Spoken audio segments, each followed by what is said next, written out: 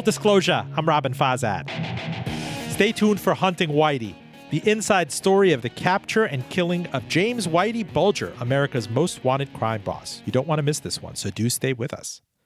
Full Disclosure airs on NPR member station VPM News. You can enjoy it on Apple Podcasts at link fulldradio.com. We are on Spotify. We are, of course, on NPR One.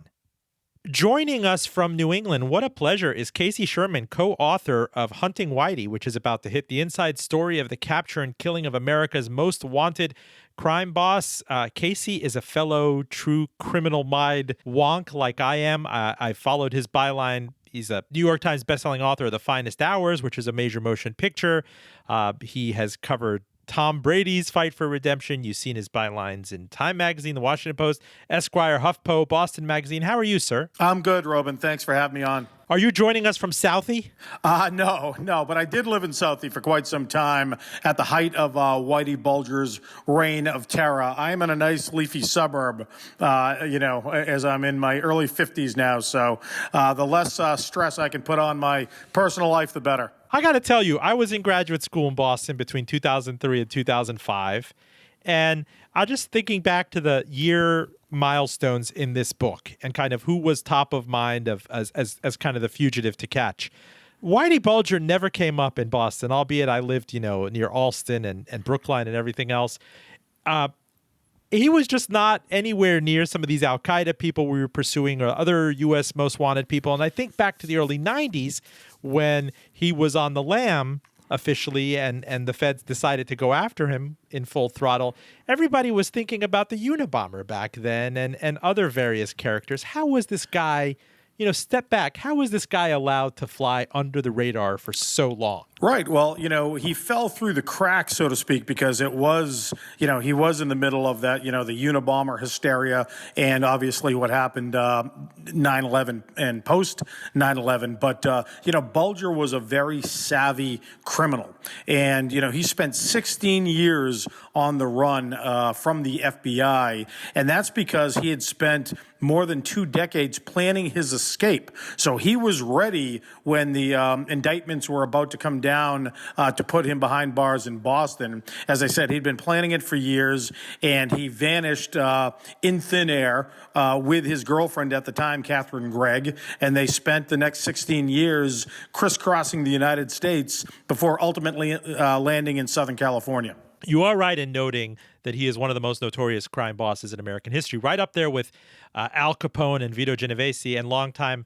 He is an FBI informant, and that bought him some degree of inoculation. He was the leader of Boston's Winter Hill Gang and number one on the FBI's most wanted list by the 90s. He was indicted for 19 counts of murder, racketeering, narcotics distribution, and extortion, and he was on the lam for 16 years. So walk me back through this, because in my foray into crime, true crime with the Cocaine Cowboys of South Florida in my book and everything, right, I became very familiar with strategic informing, right? You do it to buy you time, to buy you cred, political capital with the authorities. And that was his relationship with the FBI in Boston, right? Yeah. That this guy was going to let him continue hustling. But I never imagined that you would take it to the nth degree and say, oh, this is a license for us to kill and maim and terrorize. Well, that's what the corrupt FBI agents that Bulger worked with certainly gave him carte blanche to do. He did have a license to kill because, he was co-opted by the FBI. He co-opted the FBI. The top echelon informant program in the FBI was instituted in the 1960s. And the first person that the FBI really turned was a compatriot of Whitey Bulger's named Joe the Animal Barboza, who was a hitman in Boston. I had written a book about him that's about to become a movie for 20th Century Fox. There's that famous scene of him smoking in a kind of a testimony with sunglasses on. Yeah, exactly. Yeah, that's right, with his pork pie hat, rather.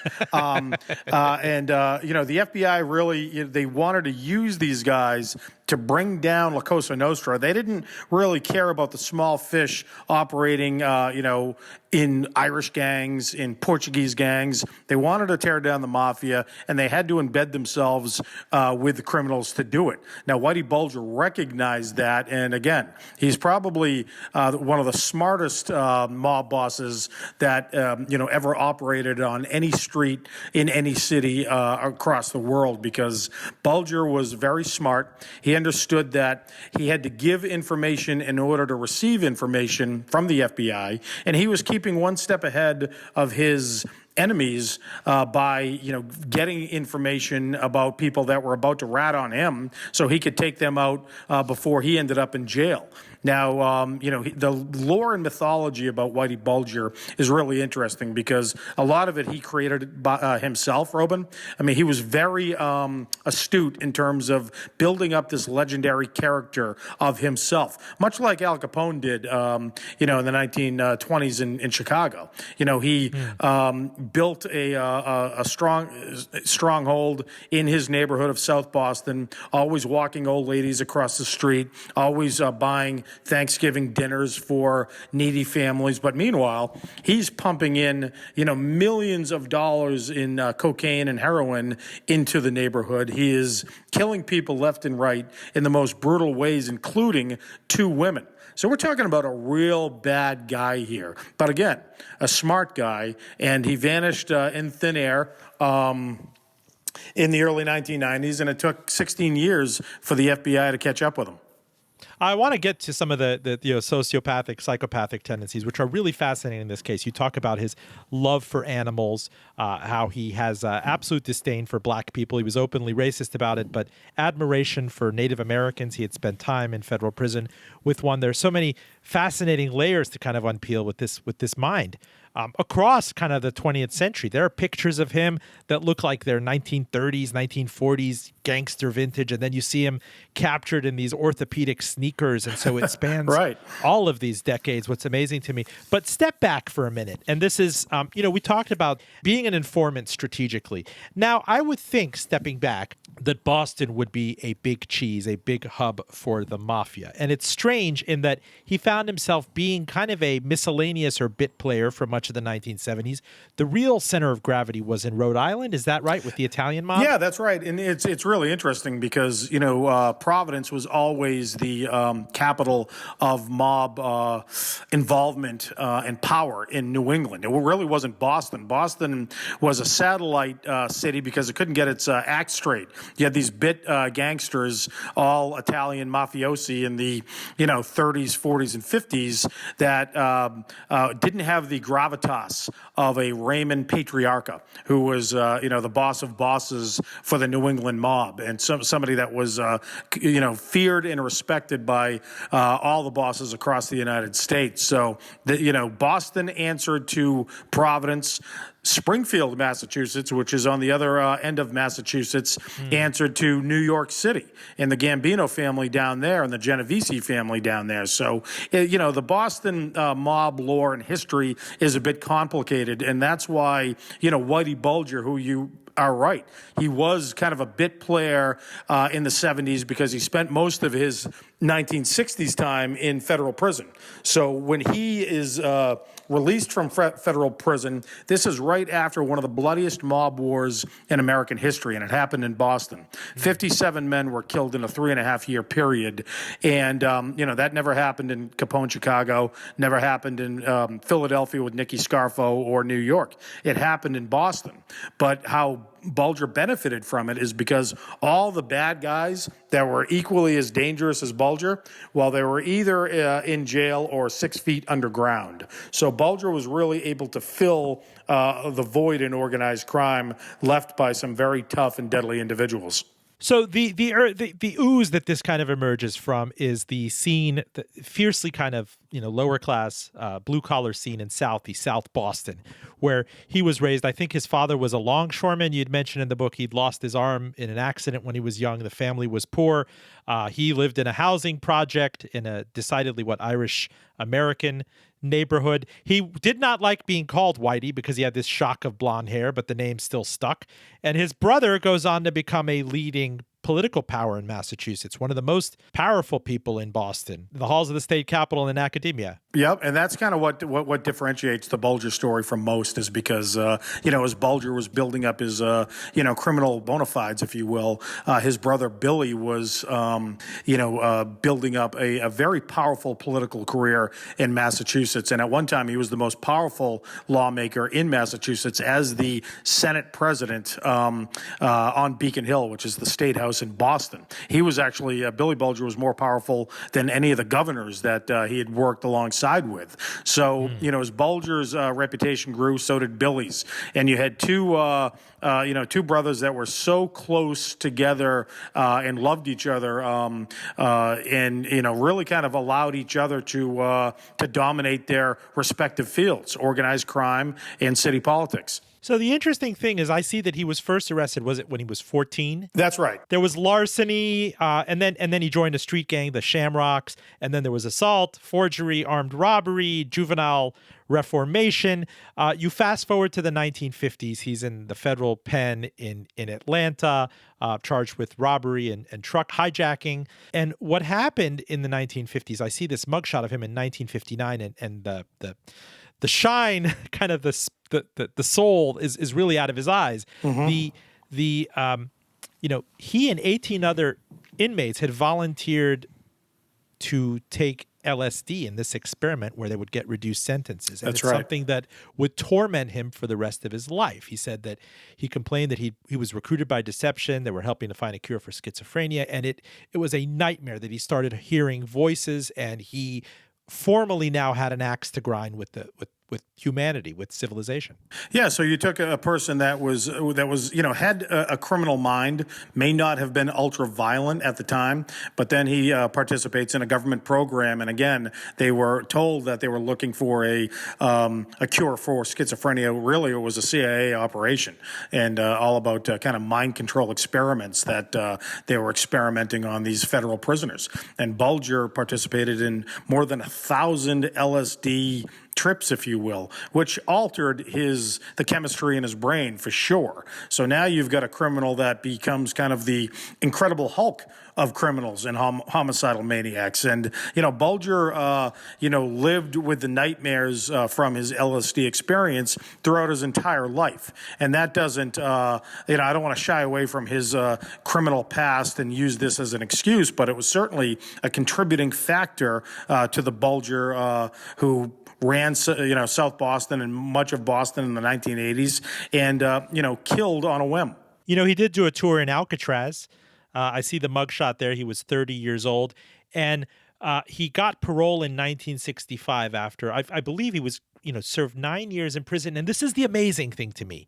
With everything that happened between 1965 and, say, when he was on the lam in the early 90s, this guy would not be arrested again for nearly 50 years. Right, and you go back to Alcatraz, and Alcatraz was Whitey Bulger's Harvard University. He was very proud of his alma mater, and he used to walk around with an Alcatraz belt buckle with his inmate number on it. So this wasn't a guy that shied away from his past. He was very proud to be, part of that old gangster mythology and old gangster lore. And the fact that Bulger wasn't arrested again for decades is because of the relationship that he had with the FBI that was brokered by his brother Billy, who aligned Whitey Bulger with John Connolly, a corrupt FBI agent that grew up in the same neighborhood as Billy and Whitey. And for the next, several decades, they were committing crimes that ultimately grew to murder. And the FBI was complicit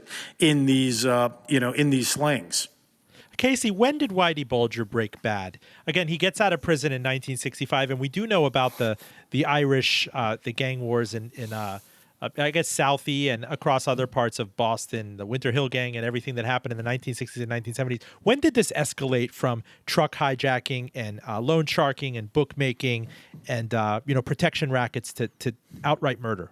Well, when the big money increased, I guess you could say. And again, Bulger was trying to eradicate any perceived enemies because he was trying to establish his own seat of power.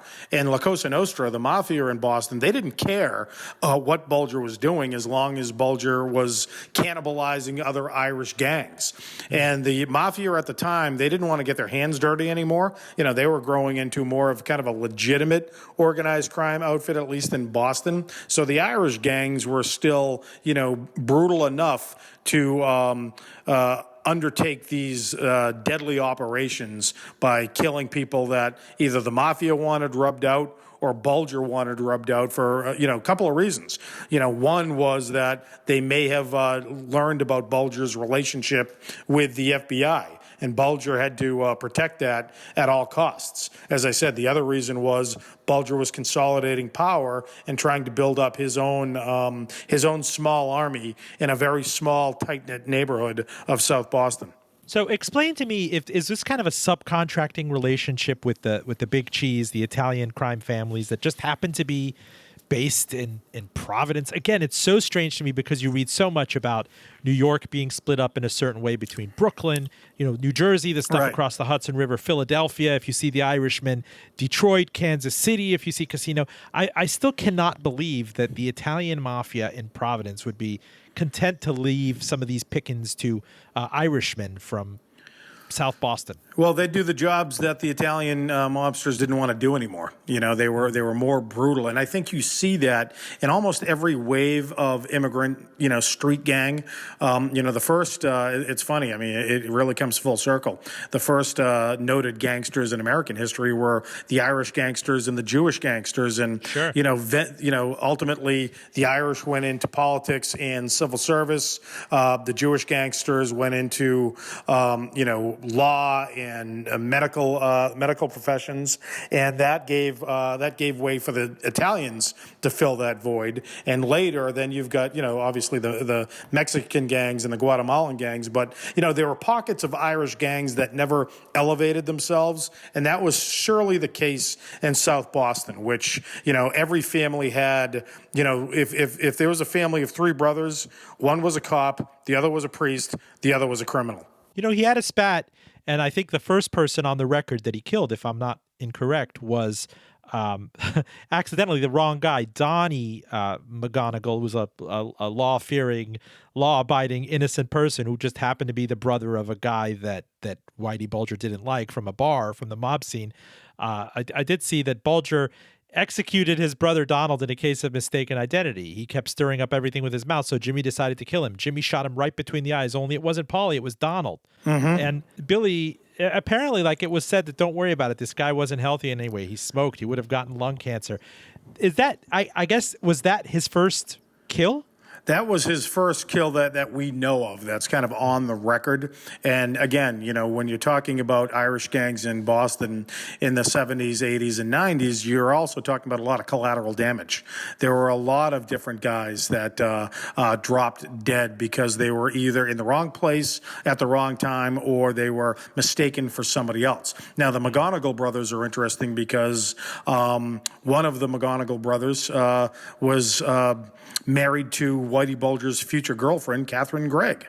So Catherine Gregg, understood how bad Whitey Bulger was, yet still wanted to be by his side and wanted to take a 16-year odyssey with this person that she knew had committed murder to people that were close to her.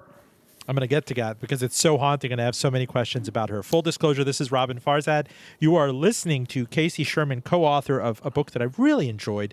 I read it twice, Hunting Whitey, the inside story, the capture and killing of America's most wanted crime boss. Has it already been adapted for a movie? No, we're working on that right now. I mean, we've been very lucky in our career that, anytime we get into a project like this, Hollywood comes calling, and that's Patriots Day, The Finest Hours, now Animal with 20th Century Fox. So we're working on a limited series because it's too much information and too many great scenes to be tied up in a 90-minute bow. So we really need to take a look at Whitey Bulger's life as a criminal, but also the FBI fugitive hunters that have their own great stories to tell, and their stories about perseverance, how they worked through a lot of down years where their confidence was shaken, their reputations were besmirched, and finally it took a female FBI agent to come in and look at the landscape and say, okay,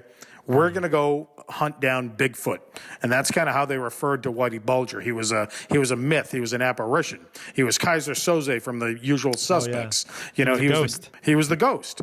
And she put together a fugitive team and a strategy, which was brilliant, that ultimately led to the capture of, at that point, America's #1 fugitive, Whitey Bulger. So help me understand. You did kind of delineate for us that Boston and Southie were largely left to the Italian Americans and the Italian gangsters by the Italians. I'm sorry, by the Irish Americans by the Italians in Providence. But Whitey Bulger's sidekick, his enforcer, is Steve the Rifleman Flemmi, who was, I believe, nominally Italian American, or Stevie he was half Irish. He was half Irish, half Italian. The La Cosa Nostra tried to recruit him and tried to induct him into the mafia, but he refused to do it because he knew he'd have his hands tied if he was, in the so-called outfit, and he could never get out and he could never operate independently. And he was making, more money working side by side with Whitey Bulger than he would be as a soldier under the auspices of the Providence Mafia or the satellite mafia in the north end of Boston. Stevie was an independent contractor, as was Whitey Bulger. There's a whole other level of sociopathy and psychopathy when I look at Steve Flemmi, and I'm really haunted by this, and especially the treatment that they gave him in the movie Black Mass. Almost like a sympathetic figure, but this is a man who, there are some pictures of him in the 1970s. He's kind of a striking guy. He cuts a swath, dark and handsome, and has him photoed with his beautiful girlfriend at the time, Deborah Davis. Yep. And it turns out that his, it's even hard to bring up, his common-law stepdaughter, Deborah Hussey, he had molested her and helped dismember both of them. That's right. And actually talking about these in court, my heart just bleeds for the families out there that are finally getting some modicum of reconciliation and airing of this. How are people like this? Like, I can almost understand if Whitey Bulger, they did experiments on him and they fed him LSD in the 1950s and he was absolutely criminally insane and psychopathic and potentially schizophrenic. But how could a guy who's so functioning and gets up on the stand like Steve Flemmi and his enforcer says, my relationship with Whitey, with James, was strictly business. But if he tells you turn around and kill your stepdaughter, dismember them, and actually, bury them in this house that they called the Haunty, I really can't get my head around that. Well, Robin, you mentioned, Stevie Flemmi's portrayal in Black Mass, and he was kind of a sympathetic and sloth-like figure, which was absolutely the antithesis of who Stevie Flemmi is. Stevie Flemmi is a very dangerous individual, an individual that even Whitey Bulger had admitted that he was a little scared of because you just did not know what Stevie Flemmi was going to do. Stevie Flemmi grew up, he went into the Marines. They called him the Rifleman because he was pretty adept at weaponry in the U.S. military, but he also had a brother, Jimmy the Bear Flemmi, who he aspired to be the #1 hitman in Boston. So you've got two psychotic brothers that have no qualms about killing, no qualms about raping. You mentioned Deborah Hussey, who was, again, Stevie Flemmi's common-law stepdaughter. And remember, if you read the book, Stevie Flemmi took her shopping right before he knew that he was going to kill her. That takes another level of psychopath to really try to understand somebody like that. I've tried to understand Stevie Flemmi, and I can't come up with those appropriate answers, and I'm almost glad I can't, because that is a very troubled mind and somebody that would kill you in a blink of an eye.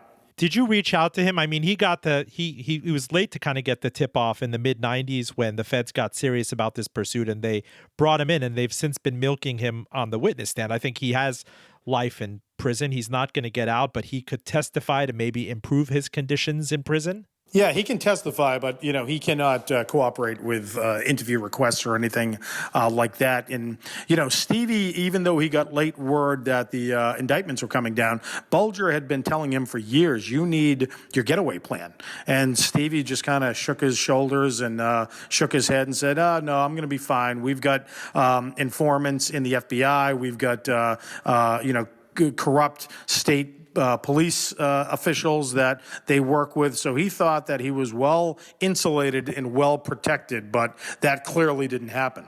Bulger is the only one who could see the forest for the trees and understood that he had to build this plan of escape over several years and eventually launch it, which he did.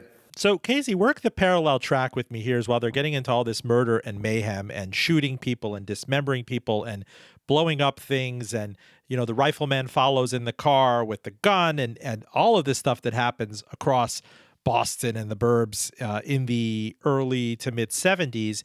They also have this agreement that's struck with their FBI handler, John Connolly, who's now in prison.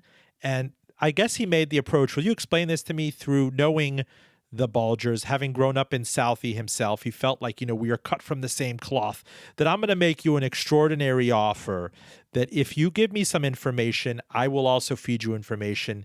I will give you some degree of, salutary neglect. I'll look the other way while you do your hustling. I mean, I never got any indication that he said you have a license to murder people, even though he tipped them off to who the informants were. So it's kind of, yeah, you kind of can murder them. But walk me back through that, overture, how that happened, when that first happened, when this guy became an informant for a living. Well, John Connolly was very close to Billy Bulger, the politician, brother of Whitey Bulger, and it was Billy Bulger that really got John Connolly his job with the FBI. And there was a bit of a quid pro quo there because, Billy Bulger told John Connolly, look, keep a lookout on my brother and keep him out of trouble.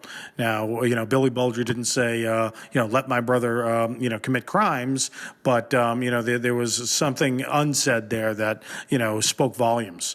And John Connolly, built this relationship with Whitey Bulger and was really in awe of Whitey Bulger. I mean, Bulger was John Connolly's hero, and John Connolly protected Whitey Bulger, for years and years and years, and then brought in more FBI agents that were ultimately, co-opted and coerced by Bulger. So John Connolly also, again, to your point, he was the guy that, and it was such a sick thing, Robin, because somebody that felt the heat of Whitey Bulger, the first thing that they would do is either go to the state police or the FBI, and they would look for protection. But they were looking in the direction of somebody that was going to reach out to Bulger and say, okay, this guy is going to be a problem. It's probably good to take him out or take care of him. So, John Connolly was actually setting up men for murder. And that's why he's in prison for the rest of his life in Florida right now. So I can understand, having covered the cocaine wars in Miami in the late 70s and the early 80s, how suddenly homicide and Miami becoming the murder capital of I guess, the Western Hemisphere becomes front and center. So if you're a detective, you can kind of justify in your head, I will look the other way if some pot dealers or if some smaller time people who are not cold-blooded killers feed me quality information so I can nab. There's no possible way that we can get everybody in jail right now. And I can almost see if Connolly made that agreement in his own head that, listen, these guys are hustlers, they're larceny people, they're robbers, they're bookmaking people. There's going to be a symbiotic relationship, and I trust that people aren't going to get killed on account of this relationship. When was that deal struck? Again, depending on who you talk to, that deal was struck in the early 1970s when John Connolly, made his way back to Boston as an FBI agent and opened his first file, top echelon informant file with Whitey Bulger. What does it mean to be a top echelon informant exactly? That means that the information and intel that you are providing is a cut above all the rest, and that there are certain freedoms that a top echelon informant will receive because he's either sitting at, next to the throne of the biggest organized crime syndicate in a city, or they're very close to it, and that's what Whitey Bulger at least was perceived to be in the 1970s. And Bulger, was giving information to the FBI about the organized crime unit in the North End, which was the kind of the junior league mafia group from as opposed to Providence, Rhode Island. And Bulger's information actually allowed the FBI to plant bugs in the headquarters of the underboss of the New England mob, Gennaro Angiulo, which ultimately led to Gennaro Angiulo's arrest, an arrest that was made by John Connolly, the biggest caller in his entire career. So, Bulger was very handy and very important for somebody like John Connolly for his own career. And Bulger used them just as the FBI used him. And the Italian mafia in Providence and some of the affiliated syndicates up and down the eastern seaboard, they're none the wiser about this? No, I mean, that's the shocking thing. They had to be really stupid, quite frankly, Robin, to not see, all of this kind of happening and unfolding. There were too many coincidences and too many circumstances where Bulger would slip out of a noose and other people would either get arrested or killed. And it was happening time and time again. And even the people closest to Bulger, including John Materano, his number one hitman, was shocked that Bulger was an FBI informant. So here's a guy, Whitey Bulger, who could compartmentalize his entire life because he had to stay alive. Explain something to me. Steve the Rifleman Flemmy, his psychopathic partner in crime, among, 3 or 4 other guys. Was he also informing on his own on a freelance basis? Or this is what I didn't understand in the book. Was Bulger, did he understand that you informed through this conduit, through me and my relationship with Connolly? Or was he trying to protect himself also? He was trying to protect himself in case also, Robin. And, Stevie Flemmy had been a longtime informant as well, kind of operating, his own intelligence network. So here are two guys that were, ratting on each other, ratting on others. They were only interested in their own survival. Whitey Bulger was obviously a lot smarter than Stevie Flemmy, which is why he was allowed to breathe free air for another 16 years before he was captured in 2011. What was the tipping point in the early 90s? Again, I'm trying to take my mind back to what the world was focused on. It was the O.J. Simpson trial. It was the Unabomber. We did have the World Trade Center bombing in 1993 and maybe the manhunt for some people like that. But I can't remember when I first learned the name Whitey Bulger. Was it maybe in 1999 finally when he was on the witness protection plan? Bulger was profiled, on 60 Minutes back in the, I would say, the early 1990s. And this is while Bulger was still, at the height of his infamy, living and operating in South Boston. And I think people were fascinated by the idea of the politician brother and the gentleman criminal. And that's how, Bulger perceived himself, and that's how others in the media perceived him at the time. He had some great relationships with reporters at the Boston Globe, including Mike Barnacle, who's now a talking head for MSNBC, and others as well that could do his bidding. And again, Bulger wanted people to think that, he was only controlling the rackets, keeping drugs out of South Boston, when it was the absolute opposite. He was, cornering the drug market in Boston and offing his enemies and most grievously murdering young women. That's what he was doing. So talk to me when that corrupt office, that kind of, there was a sense of not just corruption, but it was kind of defeated. It was, you know what? Oh, we're going to flog this thing again. You're going to go after James Whitey Bulger. Give that up. That's not happening. People were cynical, and people who came in were very hard pressed to find momentum or people who they can trust to go after this faded whale. He wasn't still killing people by the early 1990s. After all, some of these crimes have receded into distant memory from the early to mid 80s. And he was, growing old at the time. And, Hunting Whitey is, we look at Bulger's life in his, lion in winter phase at his life, where he's not necessarily the physical threat that he once was, but he's still very crafty and very elusive. And, Bulger's mythology grew when he escaped and when he vanished and was placed on, the top 10 America's Most Wanted list. That's when people really started to look at Bulger as this larger-than-life character. But I covered the case as a journalist in Boston at the time, as did my co-author Dave Wedge. And we didn't believe that the FBI was serious about catching Whitey Bulger, because our thought process was they want to keep Bulger out in the cold because of all the... It's so embarrassing. It's so That's embarrassing. The thing. If it comes back and it kind of blows back on you, because I still get the impression, after seeing all your movies, after reading many books about him, after seeing the profiles, the 60 Minutes interviews of when he was nabbed, the true crime, testimonials about the whole hunt for Whitey, that they could have nabbed this guy if they were serious about it at any point. If they did some sort of dragnet across Boston and New England, I don't know, go up to Ogunquit or something, you would find him. He wasn't going to go far. Either he was staying in the neighborhood, or he was overseas. That's basically the mindset that the FBI had early on. Now, there are some real heroic FBI agents like Charlie Gianturco, who got, a bead on Whitey Bulger through a vehicle that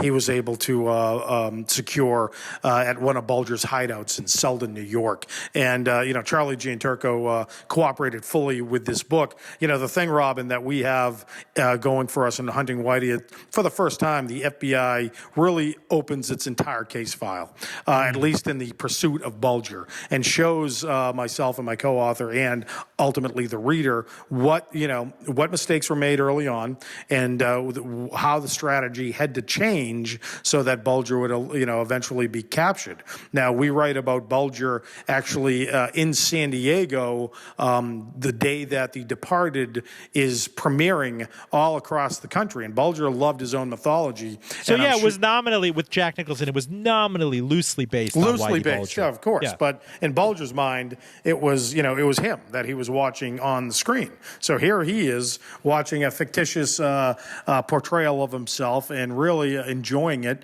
And he's spotted by a San Diego sheriff's deputy who just happened to grow up in the Boston area and knew the Bulger case down pat and recognized this man for who he was. And that was James Whitey Bulger. But Bulger, even in his older age, was able to give the sheriff's deputy the slip. And when the sheriff's deputy reached out to the FBI for assistance, the FBI wasn't much of a help at all. In fact, the FBI office in Los Angeles, where all the West Coast tips were being fielded, didn't even know who Whitey Bulger was, at least the person on the phone with the sheriff's deputy. So, it wasn't corruption that kept FBI Whitey Bulger on the run for so long. It was really incompetence and ineptness, again, in the early phases of the manhunt for Whitey Bulger. But that all changed on a dime in the mid-2000s. And I can't say enough about the fugitive hunters that really tracked Bulger and Catherine Gregg down and did it very peacefully so that nobody would ultimately get hurt.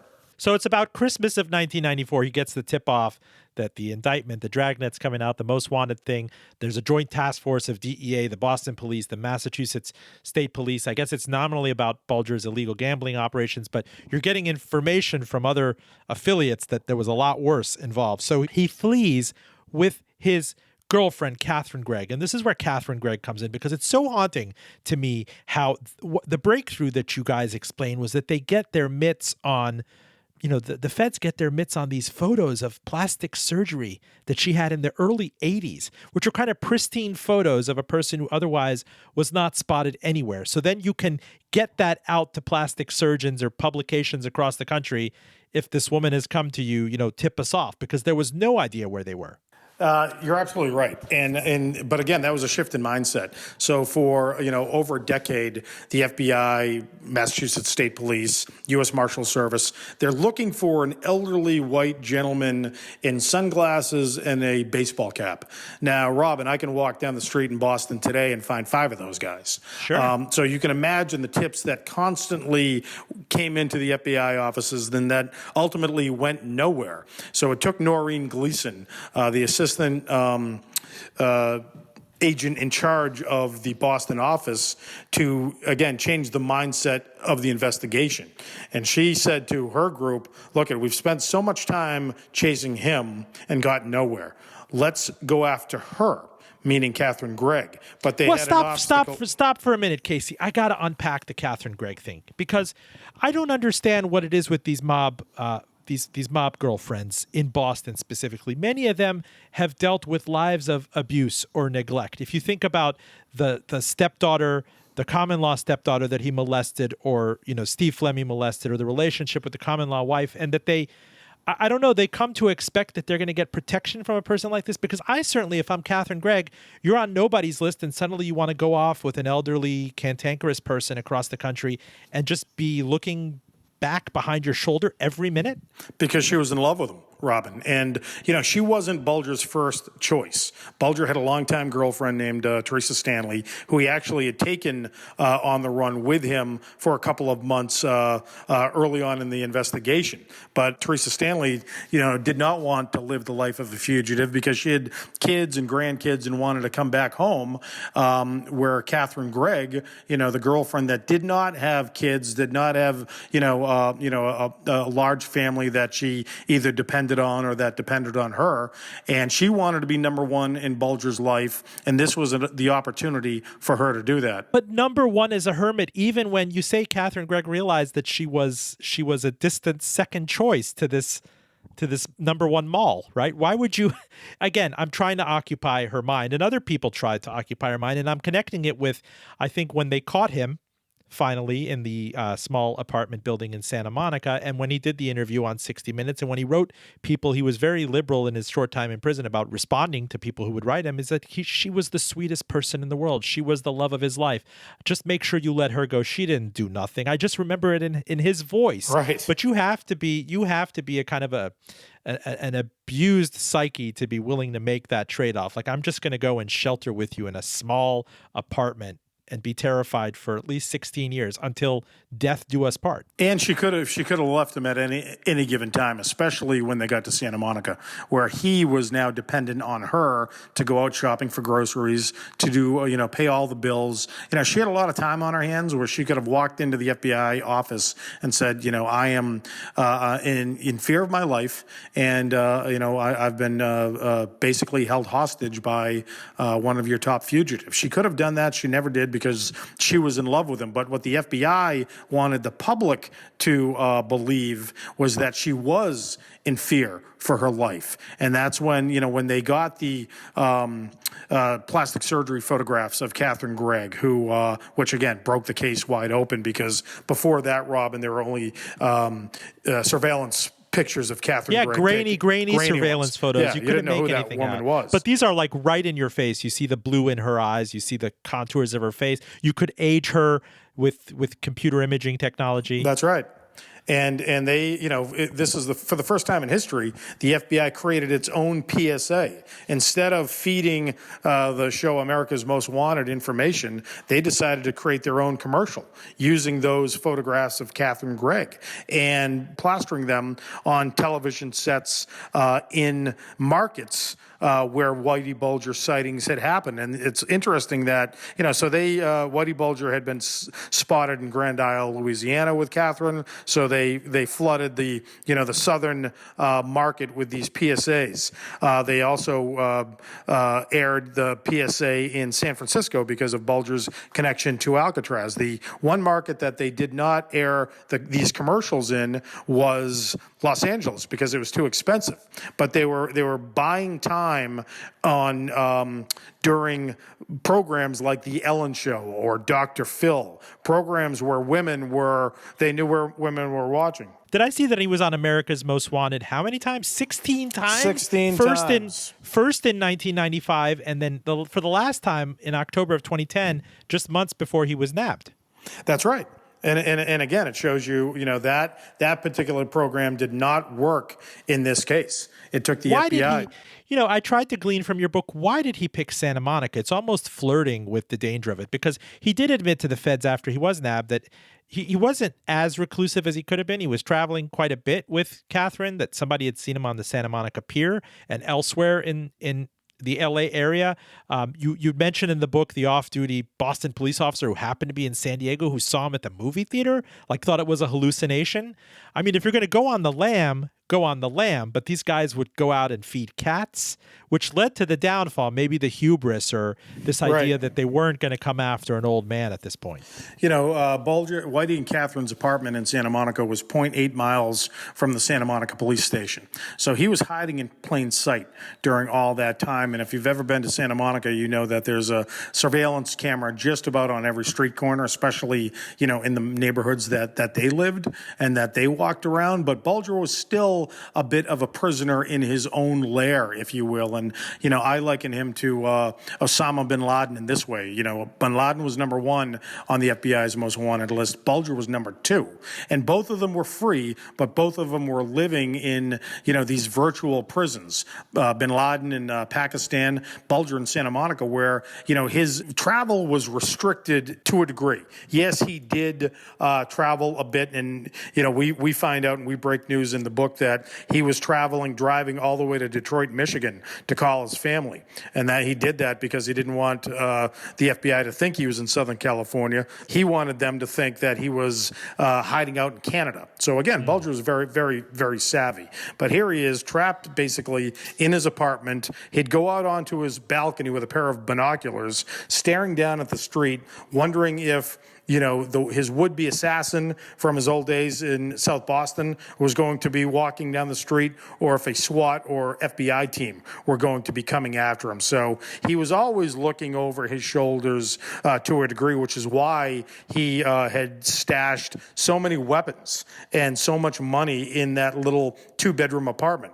Now, my co-author, Dave Wedge, and I are the only authors that have ever had entrance into that apartment in Santa Monica, and it's such a tight, confined space. Yeah, I want to get into that. So the crazy thing that happens among a million crazy things, I didn't even mention that Whitey Bulger managed to get his hands on a lottery ticket in Boston in 1991. I mean, that's in the book with a whole other chunky things. I mean, it was a real page turner for me. But that the former Miss Iceland who lived near them in Santa Monica recognized Bulger and then tipped off the feds, and then they made their move, and they're terrified that it's going to be like John Dillinger is going to go out with guns a-blazing. That's right. Tell me what went down. Well, what went down was, I mentioned the PSA that went out all over the United States, but because it was such a new approach from the FBI, CNN and the BBC covered it as a news story. So they were showing the PSA all over the world, and here's this middle-aged woman in Iceland who recognizes her friend, Carol Gasco, which in reality was Catherine Gregg, and then spots Carol's, angry, racist husband, Charlie Gasco, who is really Whitey Bulger. So she immediately picks up her phone and dials the tip line and gets the overnight recording service in the FBI office in Boston. And they're fielding, young agents are fielding tips during this time because they figured that they would get a lot of tips over a 24 to 48 hour period. But they're younger agents, at midnight, 2 o'clock in the morning, getting these tips. And she called 3 times. Once to Boston and didn't feel comfortable talking to the person that she got on the phone. She sent an email to the Boston office and then called the FBI office in Washington, D.C. So the next day when one of the manhunters, a U.S. Marshal that was brought onto the team named Neil Sullivan, gets into the office, he's fielding a boatload of different tips. And they all are kind of similar because, they all basically are, well, I spotted this guy guy in a shopping mall in Biloxi, Mississippi, or something of that nature. Well, her tip was different because she gave the aliases, she gave the address, and it was easy for Sullivan to put these names in, the law enforcement database that they had at the time to see if they had social security numbers or any identification that would speak to the people that were living inside apartment 303 at Princess Eugenie Apartments. The Princess Eugenie Apartments in Santa Monica, totally nondescript. These guys were the Bascos? I forget the name. But agents found more than $800,000 in cash in the walls, 30 guns of various sizes, various fake IDs. I want to know just quickly what it felt like to sneak into that apartment, to feel it. Well, it was eerie, and Bulger was long gone, but his ghost was still there. Walking around the living room where he was looking outside and getting onto the balcony where he was staring down at assassins and law enforcement, real and imagined. Going into his bedroom, and now Catherine and Whitey did not share a bedroom. She had her own separate bedroom because Whitey Bulger would wake up screaming at night because of those LSD experiments that he had participated in the 1960s. So you've got a very confined space. Looking at the walls where Bulger had cut out large pieces of sheetrock, where he stuffed a lot of his guns, where he stuffed $800,000, in cash, ready for his escape at any time. One of the things I told you that I was laughing, I actually screen grabbed it and posted it on Twitter, that the FBI came in and found these bottles of like 40-ounce beer things with socks around them. And they thought for a minute that he was planning to blow up the place. But he had explained, this is talk about the lion in winter, that no, I bought these tube socks that they were too tight on my calves, so I had to stretch them. Yes. I mean, that's how anticlimactic it is. But in closing, this is where it gets just dead serious. By the time he's 89 years old and against the counsel of many people inside the system, he was transferred to the Fed in Oklahoma City and was bludgeoned to death in October of 2018. His eyes were pretty much gouged out. He was almost an invalid in a wheelchair. And maybe someone he had recognized that he was a quote-unquote rat and wanted to earn his points behind bars at having killed a top echelon informant? Yeah, well, we corresponded with the prime suspect or the man accused in Bulger's murder, who is still in solitary confinement at the Hazleton Penitentiary in West Virginia, where Bulger was killed. And it's the worst penitentiary in the entire country, in terms of inmate on inmate crime. Now, when Bulger was beaten to death with a lock and a sock, he was bludgeoned so badly that inmates who saw his body believed that his eyes had been gouged out. That was a rumor that spread like wildfire after Bulger was killed. It turns out that's not the truth at all, but Bulger's eyes were so badly beaten, they were swollen shut, and you could not see his eyes. So we deconstruct a bit of that mythology in the book because we can take the reader right into the cell when Bulger is getting killed. And we follow Bulger from the day that he's convicted in Boston to 3 different prisons that he was incarcerated in. He went to Tucson, Arizona first, where there is an attempt on his life. Bulger was actually stabbed in the skull by another inmate, and we chronicle that in detail in the book. And he's telling friends of his afterwards, when I get it, I hope they give it to me quick because I gave it quick. In closing, it was the brother of the woman Deborah Davis, who was reportedly killed by Bulger in 1981. When he learned of this hit in the prison system, just curtly stated that Whitey died the way I hope he always was going to die. I love this book, Casey Sherman. I highly recommend my listeners get their mitts on it. Hunting Whitey, the inside story and the capture and killing of America's most wanted crime boss, from one true crime wonk to another. Sir, thank you so much for coming on the show. Thank you so much for having me, Robin. It was a great conversation. Appreciate it. Thank you. Full disclosure, our engineer is John Valentine. You can enjoy this show on NPR member station VPM News on the trusty NPR One app. And of course, subscribe early and often and rate us beautifully on Apple Podcasts at link fulldradio.com. And remember, don't park your car too far from Harvard Yard. Don't be a chowderhead. I'm Robin Farzad. Back with you soon.